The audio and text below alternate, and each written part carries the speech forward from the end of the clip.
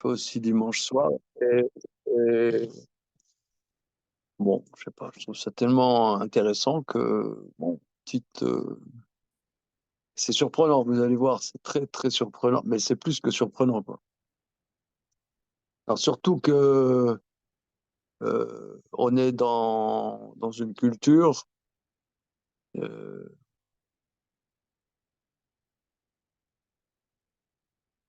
qui est comme toutes les autres, qui, disons, un, le, une des ressources financières principales de l'État français, c'est la vente des armes.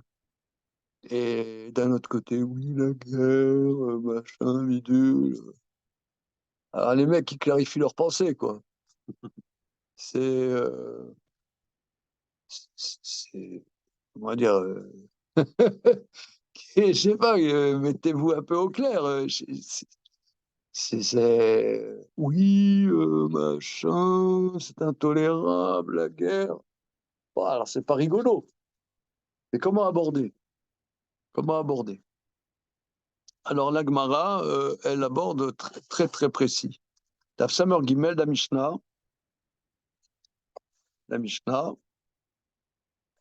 Donc, c'est dans les lois de Hotsa'a. Lo yetse ish. Donc, Shabbat, hein.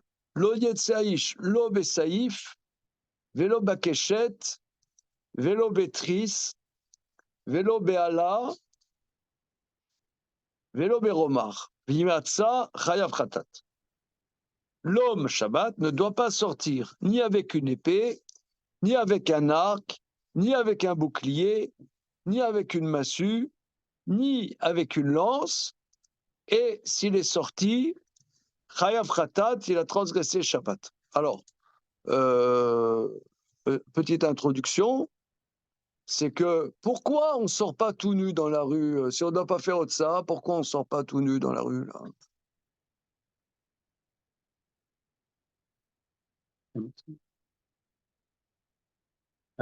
Parce qu'on a le droit d'avoir des habits. Et pourquoi on a le droit d'avoir des habits? Je sais pas moi. Comment?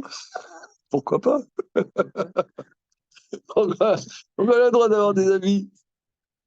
Euh, Jérémy, pourquoi on ne sort pas tout nu Shabbat? On n'a pas le droit de sortir quelque chose dans la rue?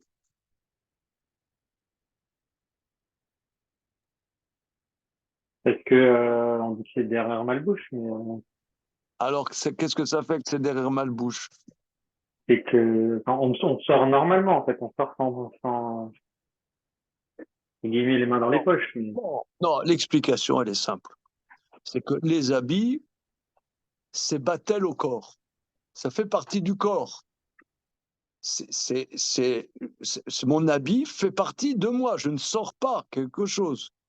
Là, tu as une écharpe, ça fait partie de ta manière de t'habiller, de ton corps. Voilà. Donc, tu ne sors pas. Par contre, je sors avec ça, je sors avec ça dans ma poche. Ça, c'est pas un habit. Alors, patron, là, qu'est-ce qui t'arrive? Wesh, le retard. Et la fibre à la maison, ça dure plus longtemps que prévu. T'as quoi? Installation de la fibre. Oh là là là là là là. On est dans traité Shabbat. Traité Shabbat. Laisse rouler. On est, c'est une petite escapade. Ah. Une escapade automnale. Une échappée belle. Voilà. Merci. Alors, voilà. Maintenant, il y a un académicien, Alain Finkielkraut, qui a l'épée d'académicien, et Shabbat, il va à la synagogue avec son épée. Est-ce que l'épée est un habit ou non? Alors, that is the question.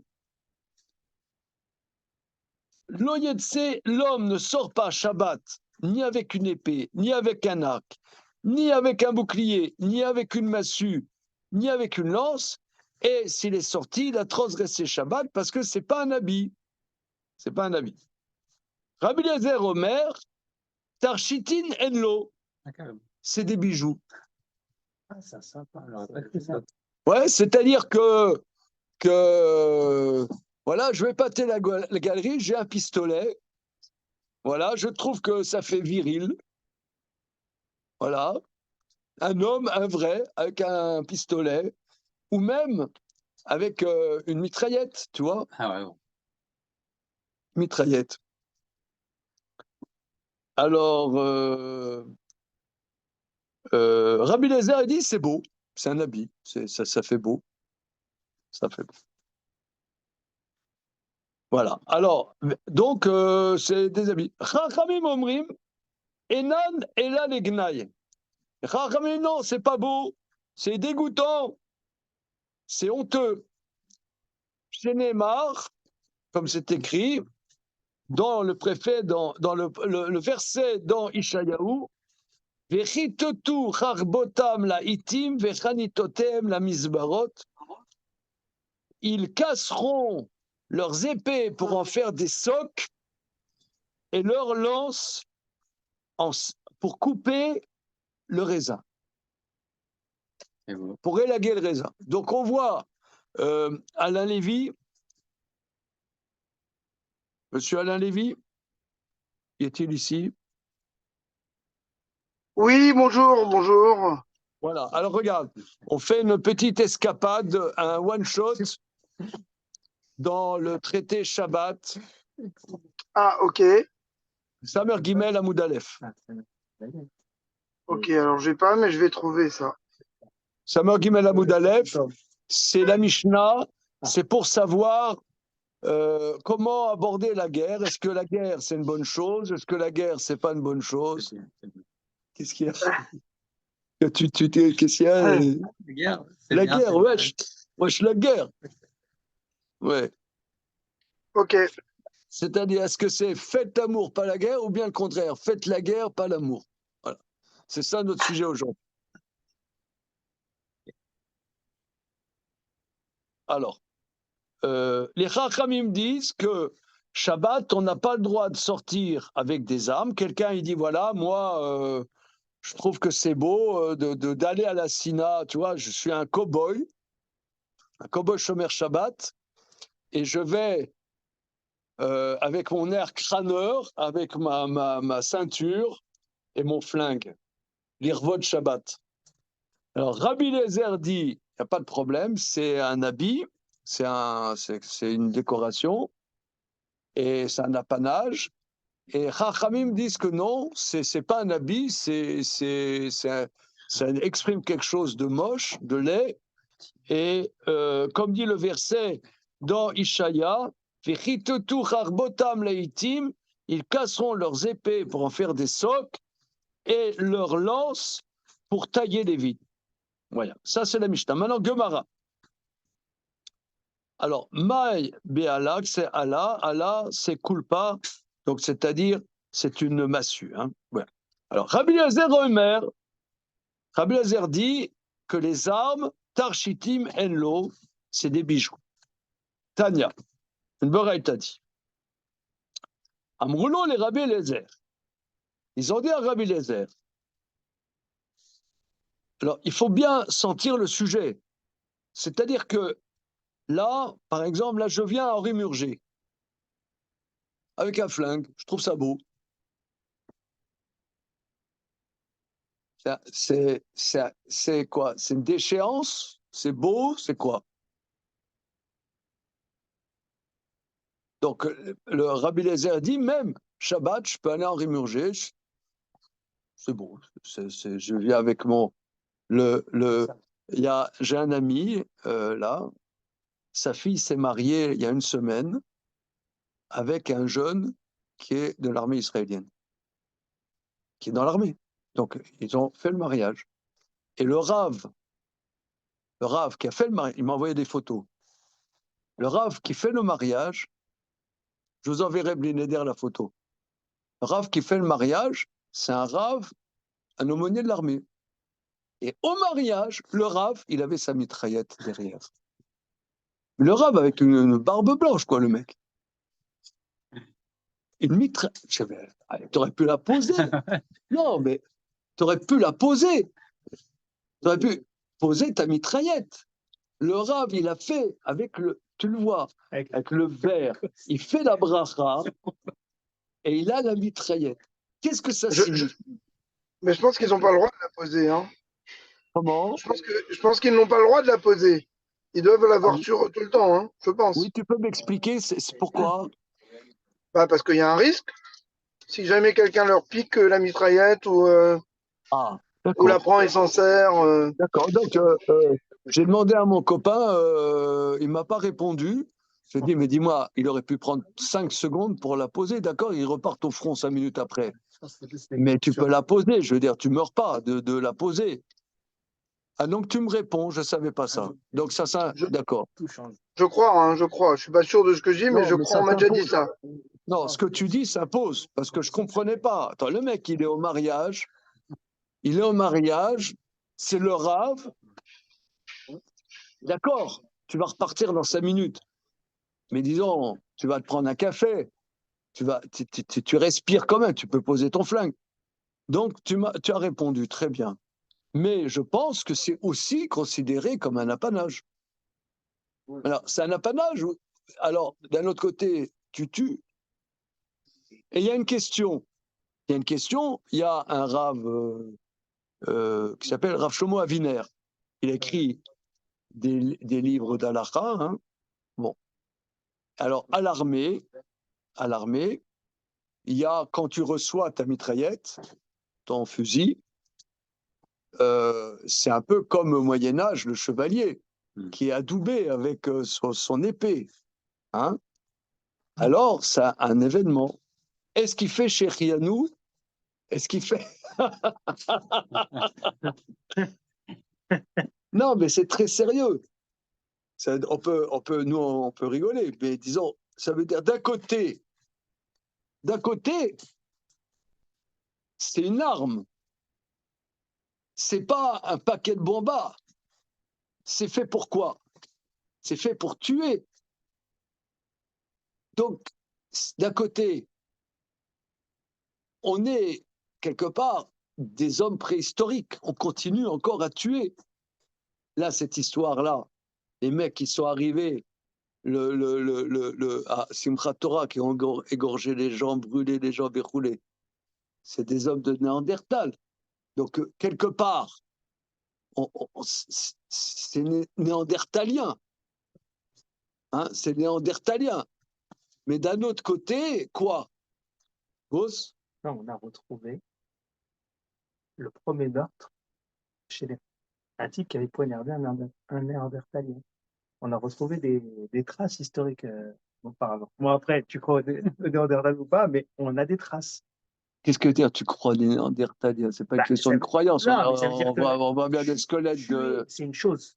Je pense que Néandertal, il n'avait pas la culture du pogrom ou du génocide, mais la culture du meurtre, je ne me souviens pas. Mais On a trouvé des signes de meurtre. Ok, d'accord, non, ça fait que confirmer, donc rien de spécial. Donc, d'un côté, est-ce qu'on fait Shechianou? C'est un moment important. Maintenant, d'un autre côté, sur quelque chose dont la fonction unique, la seule fonction est de tuer. Donc, c'est très, très, très problématique. Alors, l'un dit que c'est quelque chose qui fait référence à quelque chose de dégradé. La preuve, c'est qu'en temps messianique, il n'y aura plus. Donc, ça veut dire c'est en attendant que ça se passe. L'autre, il dit non, c'est splendide. C'est un bijou. Alors, on va voir. Alors, la Baraïta dit, Tania, Amrolo les Rabbi Eliezer, Vechi me'arar des Tarshitim em, lo. Étant donné que d'après toi, c'est des bijoux. Mipleman betilim lemot HaMashiach. Alors, pourquoi il n'y aura plus autant messianique? Amar lahem, le fiche enam srichim, parce qu'il n'y aura pas besoin. Shenema, lo issa goy el goy cherev. L'homme, le peuple, ne portera plus sur un autre peuple de glaive. Voilà. Mais d'accord, mais si toi tu dis que c'est beau, c'est beau. Tu dis que c'est beau, c'est beau. Alors pourquoi, si c'est beau, au temps messianique, on les portera encore. C'est très beau. Puis si c'est très beau, Amarabaye, Midé d'Ave Ashraga Betar. C'est comme on trouve une bougie en plein jour. C'est-à-dire, une bougie en plein jour, ça éclaire pas. C'est-à-dire que Rashi explique, regardons Rashi. Shraga Betara, 4e ligne en haut. Shraga Betara, Ner Betson Raim, Mitor chez notre Sarir et Nonae. Une bougie à midi. Étant donné que ça n'a pas d'utilité, c'est pas beau. Aval Bisman Azé, Shuet Milchama, Tarshitim M. C'est-à-dire que porter un pistolet, un fusil au temps messianique, ça n'a plus aucune connotation intéressante. Ça référence à rien, ça n'a aucun sens. Mais aujourd'hui, c'est beau. Voilà, aujourd'hui, c'est beau. Alors, au Pliga des Shmuel, alors, cette discussion-là, cette Boraïta, s'oppose à l'avis de Shmuel. D'Amar Shmuel, En ben haolam hazeh limot hamashiach, ela she'abun malchuyot bilvat, shenemar ki lo yechdal evion bekerev haaretz. En vérité, cette Beraïta est contre Shmuel qui dit qu'il n'y a de différence entre l'époque actuelle et les temps messianiques que l'asservissement des nations. C'est-à-dire qu'il y aura toujours des guerres. Shmuel, il y aura toujours des guerres. C'est-à-dire, ce que vous dites que la Beraïta dit que ça soit Rachamim ou que ça soit Rabbi Eliezer, eux, ils disent tous les deux qu'il n'y aura plus de guerre au temps messianique, au temps du Mashiach. Lo issa goy el goy cheref. Mais Shmuel est contre. Il dit il y aura toujours des guerres. La preuve, le verset dit dans Parashat Re'eh, qui lo yerdal eviol mekeveres. Ne s'arrêtera pas l'indigent du sein de la terre. Il y aura toujours des pauvres. Le monde suivra son cours. Il y aura toujours des pauvres. Il y en aura toujours des néandertaliens. Il y aura toujours des imbéciles. Il y aura toujours des tarés. Il y aura toujours des violents. Il y aura toujours de la violence. Et donc, il faudra se battre. Voilà. Et que, alors, c'est quoi les temps messianiques? Les goyim n'oppresseront plus les enfants d'Israël. Voilà. Alors, Rashi, au Pliga, des kadare betim les motamashia, ce qu'on dit qu'il n'y aura plus d'armes au temps messianique. Pliga des Shmuel. C'est con Shmuel. Des Shmuel, en betenim les motamashia. Parce que pour Shmuel, il y aura toujours des armes, il y aura toujours la guerre. Voilà. Lo yerdal, mashma leolam. C'est-à-dire, il y aura toujours des indigents, toujours, c'est toujours. Alma, yesh aniyut, vashirut. Donc, il y aura toujours la pauvreté des riches des pauvres. Donc, le shmamina, nechamot, shenitnavu anevim, velo yeknani ol, lo lemot amajen navu, shen menamazé. Timken chadal lecha eviot. Donc, la thèse de Shmuel, c'est que les prophéties, qu'on parle d'Isaïe, c'est pas relatif au temps messianique. Le temps messianique, c'est-à-dire, tu ouvriras ton robinet, tu auras de l'eau. Tu auras de l'eau. Il y a la Suez, la société des eaux de Paris. Ouais, la libre concurrence. Mais ça veut dire quoi pour Shmuel? C'est ça, Rav Shmuel? Non, Shmuel, tout court. Shmuel, ça veut dire que la violence existera encore dans les temps messianiques. Il y aura la guerre. Il y aura de la guerre. C'est-à-dire, il n'y a pas de. En fait, c'est simplement le fait que les nations ne tapent plus sur les juifs. C'est tout. Voilà, mais il y aura de la Sinon, guerre. les hommes continueront à s'entretuer. Voilà. Encore plus pessimiste que moi. Bienvenue. Non, c'est l'être humain, c'est tout. C'est bien, c'est mal, j'en sais rien. Alors, c'est quoi? Le logiciel de l'être humain, il ne bascule pas, quoi. Ben, voilà, ça, t'as tout compris. Non, mais il écrase tout Israël, mais il prend encore du kiff à écraser C'est pas l'humanité. du kiff, je sais pas du Il y a kiff, du je kiff. sais pas, c'est du kiff, c'est ils se battront, il y aura la guerre et il y aura des guerres, il y aura des armes et que Shmuel il pense que il y aura la guerre, quoi. Que l'homme il changera pas. Alors c'est quoi Yemot HaMashiach? Je sais pas. C'est Shaboul Malchuyot. Alors c'est quoi ce changement? C'est bon, on y est, alors. Ok. Boss. Israël est indépendant. Ah, je fais la photo. Ça m'arrive, ça m'arrive. C'est un très beau texte. Ah voilà. Ouais, mais c'est changement d'état complet, une sorte de nihilisme, c'est la continuation historique, mais plus Voilà. un niveau plus élevé. Ah, ça, ok, on va voir. Ah merci, merci. Avec Alors. Mikra Yotzeli de Pshuto. Ah, non, non, c'est pas. Alors, continuons. Voilà. Ça, c'est la première thèse. Alors, non, c'est pas terminé. Mais ça y allait, les Rabbi Chia Baraba, la Beraïta confirme la vie de Rabbi Chia Baraba, Damar Rabbi Chia Baraba, Kol Nevi'im lo nitnavu ela lemot HaMashiach. Tous les prophètes n'ont prophétisé que par rapport au temps messianique. Aval olam haba, mais le monde futur, Aïn l'orata Elokim zulater. Donc, le Rabbi Chia Baraba dit que les prophètes, donc Isaïe, a prophété sur les temps messianiques. Mais Shmuel dit non. Non, les temps messianiques, c'est Olam Hazé. Maintenant, il y aura un bouleversement spirituel, mais, comme dit monsieur, le logiciel humain, c'est le logiciel humain. D'après Shmuel, l'homme est capable de très belles choses et capable de barbarie, que ça continue. Voilà, ça continue. On continue. Il y en a qui disent d'une deuxième version. Amroulo, les Rabbi Eliezer, ils ont dit à Rabbi Eliezer, Vechi, me'achar ditar shitim lo.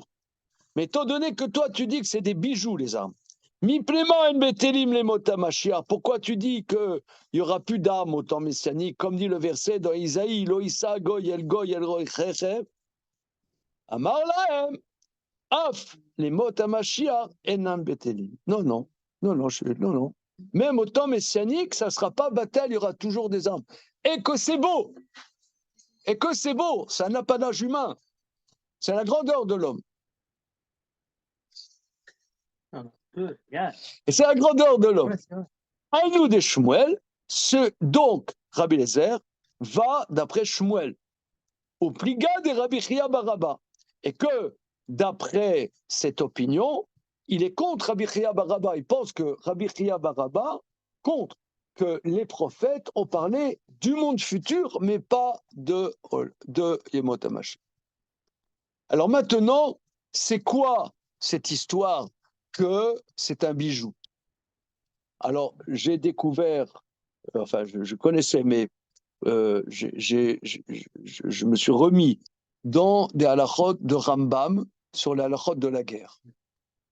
Et on va voir comment Rambam parle de la guerre dans les halachot. Non, non. Aimer la guerre. Enfin. Que n'ai-je tant vécu que pour cette infamie. Alors, là, tiens, voilà. Je commence ici, c'est Shoftim. Alors, je vais chercher.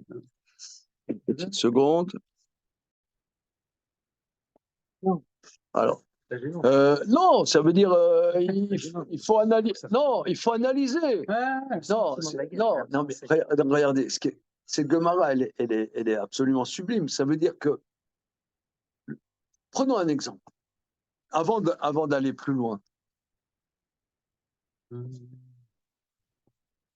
Là, ce matin, j'étais avec des jeunes lycéens. Non, j'ai aimé.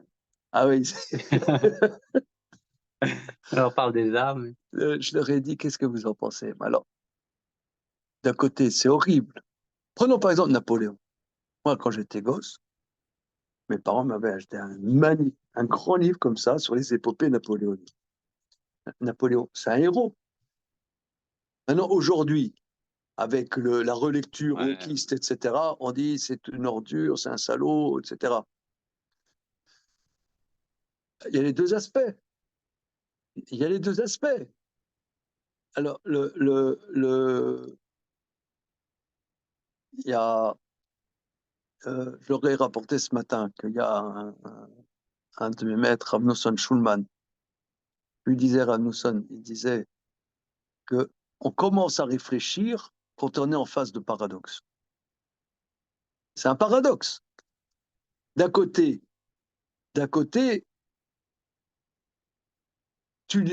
quand tu parles avec des gens qui ont fait des guerres ou des choses comme ça,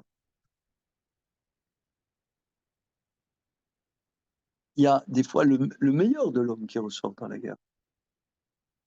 Le meilleur. Là, il y a, je sais pas moi, tu as des grands hommes de guerre, leur grandeur est sortie à la guerre.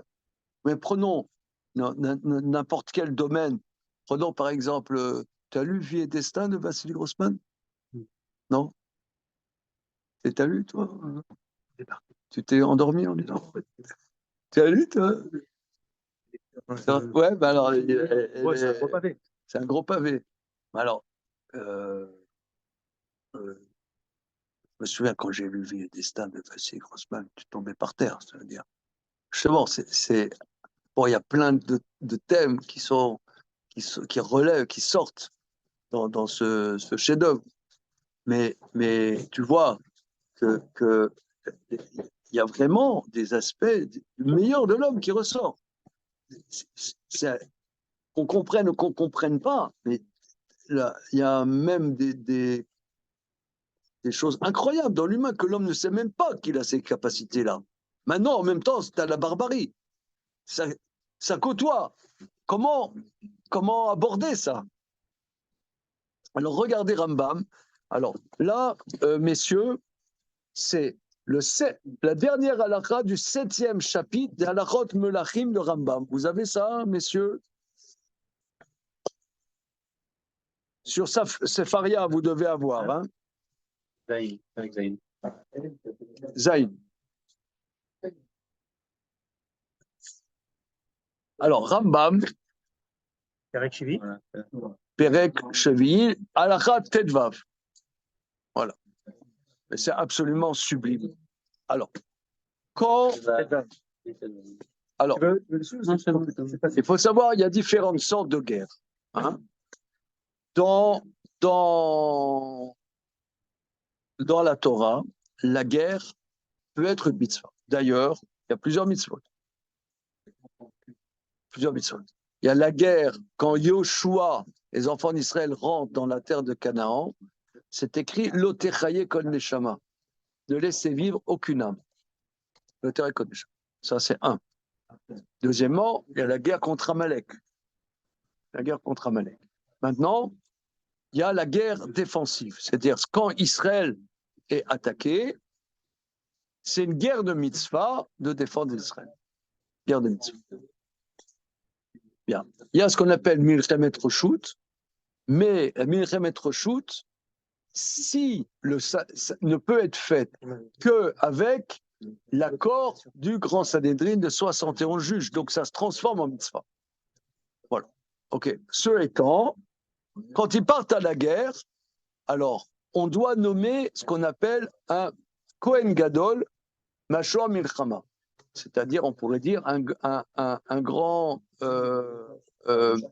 aumônier qui dit la chose suivante: ceux qui ont peur, rentrez chez vous. T'as peur? Rentre chez toi. Voilà. Alors Rambam il dit comme ça. Al-Ra Tedvav.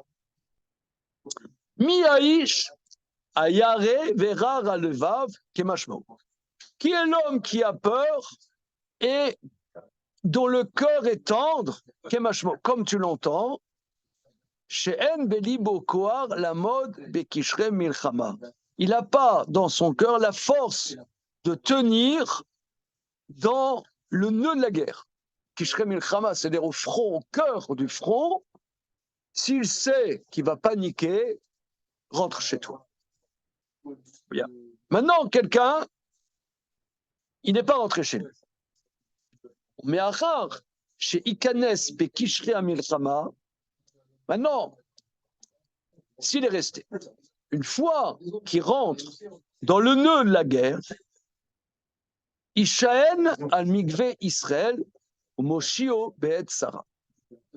Bon, alors Rambam, le langage de Rambam est extrêmement beau, qu'il s'appuie sur l'espérance d'Israël et celui qui le sauve dans les moments d'oppression. C'est qui? C'est Dieu. Mais il y a l'expression Mikvé Israël. Alors, Mikvé Israël, dans le prophète qui dit que Israël, Akadosh Baruch Hu est Mikvé Israël, il faut comprendre dans le sens de Mikvé, le chant de Tikva, espérance d'Israël. Donc, il s'appuie sur l'espérance d'Israël et celui qui le sauve au moment de la guerre. Veyeda, Shal Yechud Hashem Ose Milchama. Et qu'il sache, donc le soldat, que c'est sur l'unité de Dieu qu'il fait la guerre. Une fois qu'on a défini qu'aller à la guerre, c'est une mitzvah. Aller à la guerre, c'est une mitzvah. C'est pas tu vas à la guerre. C'est pas tu vas à la guerre. Alors, une guerre défensive. Je pense qu'une guerre comme aujourd'hui, indubitablement, c'est une guerre de mitzvah. C'est défendre le peuple juif. C'est sauver le peuple juif. Donc c'est une mitzvah. Quelqu'un qui va à une guerre de mitzvah, c'est comme s'il met les téphilines. Quand tu mets les téphilines, c'est pas parce que tu n'as rien d'autre à faire, c'est pas parce que ça te gratte le bras, tiens, je mets des téphilines. Tu mets les téphilines parce que c'est une mitzvah d'Hachem. Tu n'as aucune raison de mettre les téphilines autrement parce que c'est une mitzvah. Donc là, c'est pareil. Une fois que tu es à la guerre, tu le fais sur l'unité du nom de Dieu. Tu es quelque part, tu es lié à Kadosh Baruch Hu, dans une intimité à l'unité du nom de Dieu. Et toi, quelque part, tu es l'émissaire de Dieu. Mais c'est Hachem qui fait la guerre. Tu donnes la possibilité à Kadosh Baruch Hu de faire la guerre. Moshio, et tu t'appuies sur celui qui sauve Israël dans ses oppressions. Veyeda, seconde. Voilà. Veyasim nafsho bechapo, il met son âme dans sa main. Alors attention à la suite.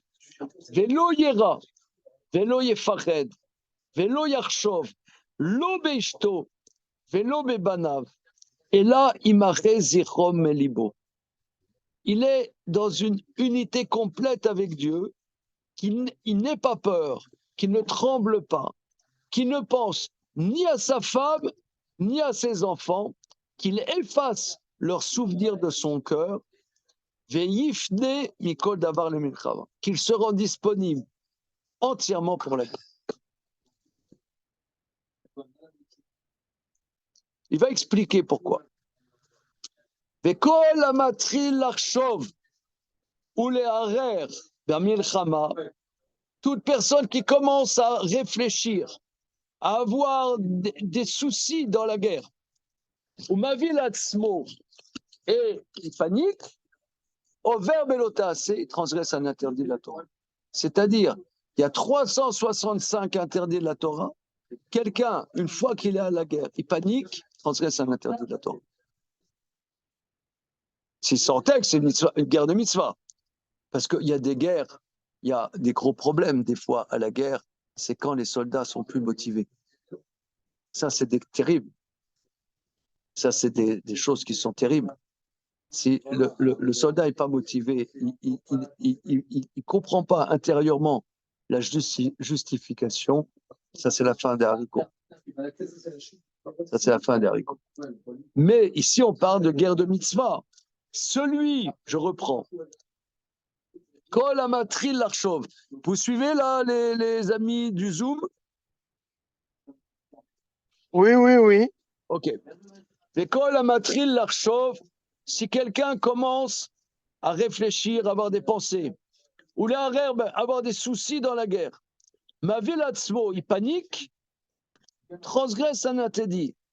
Chez Neymar, comme dit le verset, Al Yerar le Bafrem, que votre cœur ne se rende pas tendre, Velo Tirou, n'ayez pas peur, Al Tarpezou, ne tremblez pas, Al Tarsoum, ne paniquez pas devant eux.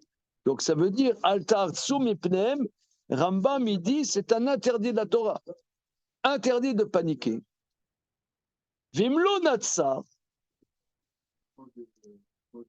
regardez, s'il n'a pas gagné, je ne comprends pas, c'est pas dans sa main de gagner ou pas gagner.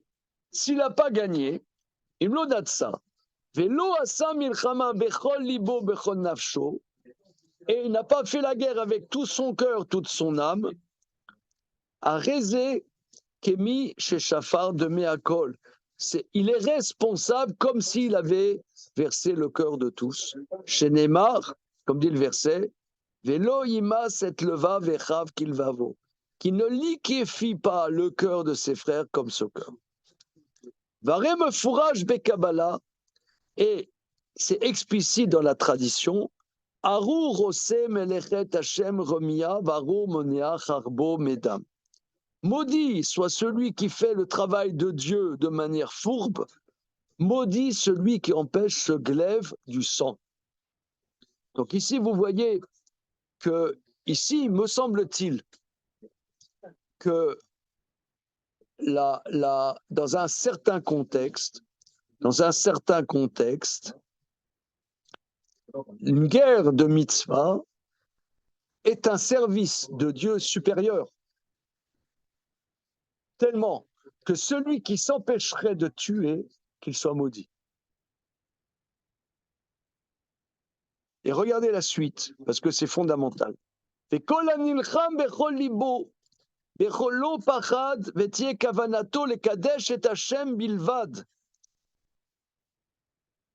Tout celui qui fait la guerre avec tout son cœur, sans peur, et son intention, les Kadesh et Hashem Bilvad, de sanctifier le nom de Dieu. Alors, qu'est-ce que ça va ici avec sanctifier le nom de Dieu? Alors, Muftarlo, Shelo Imatse Nezeg, Velo Tagiu Ra. Il est promis qu'il ne rencontrera aucun dégât et ne lui arrivera aucun mal. Ve'ivnelo Beit Nachon be'Israël, il construira une maison solide dans Israël. Ve'Iskelo le banav adolam, ve'Iske le chaye olam haba. Il donnera du mérite à lui, à ses enfants éternellement, méritera la vie du monde futur. Chez Néma, comme dit Avigaïl au roi David, qui a ça, qui a so yase Hashem l'a donné Bet Neman, car Dieu fera à mon Seigneur une maison de confiance. Qui milchemet Hashem Adoni nilcham, car la guerre de Dieu mon Seigneur fait. Vera lotimsa becha, tu ne trouveras pas de mal. Vaïta nefesh Adoni tzrora betzro rachem et Hashem enokecha, l'âme de mon Seigneur sera saisie dans le faisceau de la vie avec l'Éternel ton Dieu. Donc ici, il relie cette activité à sanctifier le nom de Dieu. Alors ça, il faut méditer là-dessus. Qu'est-ce que ça a à voir avec sanctifier le nom de Dieu? Moi, j'explique comme ça. J'explique. On a peut-être déjà parlé de ça. Que le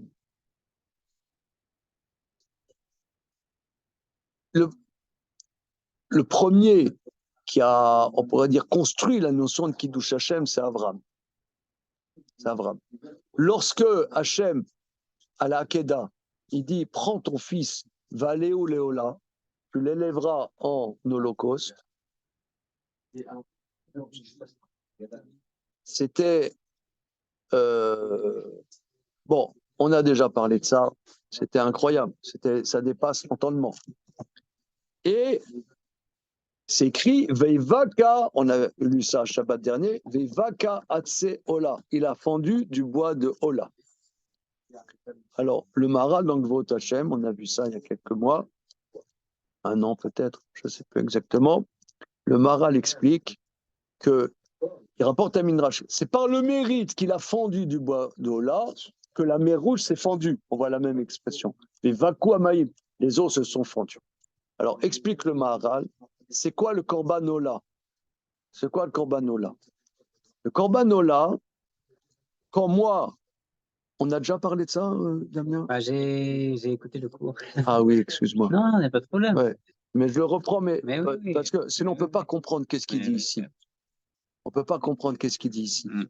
Le Korban Ola, explique le Maharal, quand moi j'offre un Korban qui est entièrement brûlé, j'exprime par là que toute ma réalité n'existe que par Akadosh Baruch Hu. Ça, c'est ce qu'il dit le Maharal. Et moi, j'explique comme ça, donc je dis dans le cours, j'explique comme ça, que nous, quand on fait la prière, ça correspond au Korban Ola du matin, au Korban Ola de l'après-midi. Or, nous, quand on fait la prière, on a toujours plein de pensées. Moi, peut-être pas toi. Hein? Non, mais c'est. Oui, non. Ce qu'il faut comprendre, c'est que c'est pas. Qui faisait un corban et il avait une pensée. Voilà. Ouais. Alors, ce qu'il faut comprendre, c'est que c'est pas anecdotique le fait qu'on ait des pensées. C'est que tout le monde, c'est comme ça. Mais si tu analyses pourquoi tu as des pensées, parce que tu parles à quelqu'un, moi je parle à Damien, je parle à Moshe. Est-ce que je pense à autre chose? Non. Comment ça se fait? Et je parle à Hachem, je pense à autre chose. Moi, quand je te parle, salut, comment tu vas? Je pense pas à que j'ai mal aux pieds, j'ai la rate qui se dilate, j'ai ah mon Dieu que c'est embêtant d'être toujours patraque, ah mon Dieu que c'est embêtant d'être toujours mal portant. Je pense pas à ça. Je suis là. T'es là. Mais Hachem, où il est? Alors c'est ça le Corbanola. C'est que moi en vérité je suis plein de moi. Je pense que je dois aller tout à l'heure chez le coiffeur. Je pense que tout à l'heure il y a que j'ai reçu une facture, ils m'ont demandé 50 € de trop. Parce que je pense que je dois me débrouiller dans la vie. Mais par exemple, je dois faire la mitzvah de Kiddush Hashem. Il y a je sais pas, il y a des oppresseurs, ils te disent voilà, prosterne-toi à cette statue d'idolâtrie, sinon je te tue. Non mais je peux pas parce que demain j'ai fixé que j'ai fixé une soirée avec des copains au Aroma, on doit manger une pizza avec des potes. Si tu me tues, si tu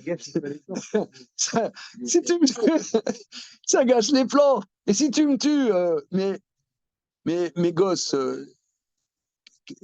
j'ai une réunion de parents d'élèves jeudi soir. Attends, tu peux pas me tuer. Non, tu peux pas me tuer, j'ai des réunions de parents d'élèves. Qui c'est qui va aller à réunion de parents d'élèves? Attends un peu. Attends un peu. Donc, le Corbanola et Avram Avinu, lui, Yitzhak, c'était tout le futur. Le fait qu'il était prêt, ça veut dire que il prend sur lui que c'est Akadosh Baruch Hu qui régit le monde. C'est Akadosh Baruch Hu qui régit le monde. Quand moi je fais la tfila, c'est Bemakom Korbanola, ça veut dire c'est tout, c'est Akadosh Baruch Hu. Ah, qu'est-ce qu'ils vont devenir mes enfants? C'est Akadosh Baruch Hu qui va gérer. On dit Akadosh Baruch Hu, il a vie et Tomim, c'est le père des orphelins. Qu'est-ce qu'elle va faire, ma femme? Bon, elle va se remarier. J'en sais rien. J'en sais rien. C'est pas moi qui décide. Je sais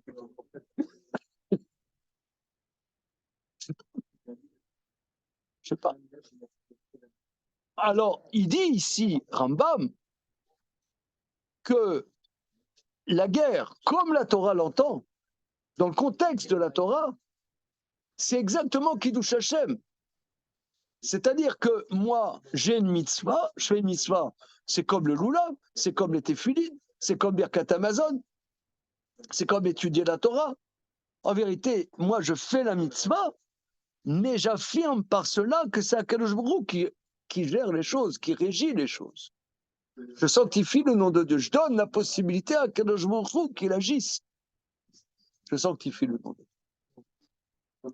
Donc là, on voit, avec ces mots incroyables de Rambam, que ça peut être, la guerre, ça peut pas l'air que ça l'est tout le temps, mais ça peut être un niveau supérieur d'une activité humaine. Spécial, hein?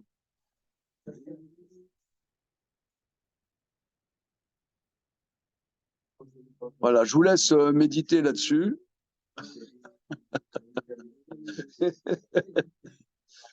sur ce... Mais c'est incroyable comme il a rédigé Rambam. C'est très spécial, hein? Très, très spécial. Mais il y a un Hidouche quand même. Il y a plusieurs Hidouchim, dont un des Hidouchim, c'est que celui donc, qui part à la guerre et qui panique, ça veut dire il n'est pas entièrement dans le Yichud d'Hachem, l'unité du nom de Dieu. Il transgresse un interdit. Un des 365 interdits de la Torah. C'est chaud quand même. Là, il transgresse Milchemet Mitzvah. Comment? Transgresse l'interdit, c'est écrit dans le verset, c'est écrit Al yirar levavchem, que votre cœur ne soit pas tendre, Al tirou, n'ayez pas peur, Al tarpezou, ne tremblez pas, Al tartsou mepnem, ne paniquez pas devant. Très spécial. Hein? Ok, on s'arrête là-dessus. C'est le verset de qui? C'est ce passouk dans Parashat Shoftim. Parashat Shoftim. Parashat Shoftim. Non, Parashat Shoftim. Ok, c'est bon, regardez.